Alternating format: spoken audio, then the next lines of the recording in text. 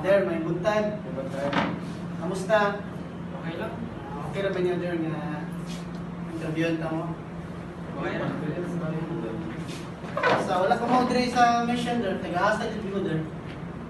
Ako taga Mindanao po, sami-sami sa Occidental. Sa Bisaya dan may sagol Muslim na no? Lalain yung buhay. Nila na natin buhay.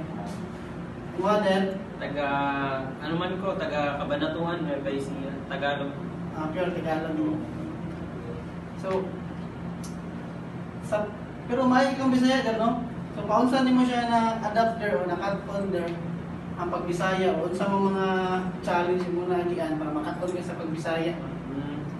Sa ako ang mission karon, nagsugod ko sa pinaagi sa pag-storage sa mga tao. So matag adlaw na may mamit na mga tao. Tanong sila mangutana, asa ka, ano man nakanektay ka. So dito sa katong nahitabo sa kuha, nakauna-una ko na kung unsa yung ginasulti nila sa kuha. So mura gina-translate ko siya sa akong utok. Bali, nag-absorb pa ka dyan sa Bisaya o Tagalog para masaktan nimo kung unsa ang mga lingwahe. So syempre, naapod ko yung mga nakauban na Bisaya po na nakatuto sila sa kuha kung unsa yung tawag sa ganito, sa ganyan. So, mga kumbaga Der, kung nag-study ka, kung unsa yung Bisaya sa ganito nga Tagalog para at least makakamdikit ka nila. So, niya na, ginastyle sa ubang, ginasulat nila din, no? So, yapon din, sa kanan din, para sa mga din, kung saan din kayo importante ang wika or lingwahe para sa tuwa.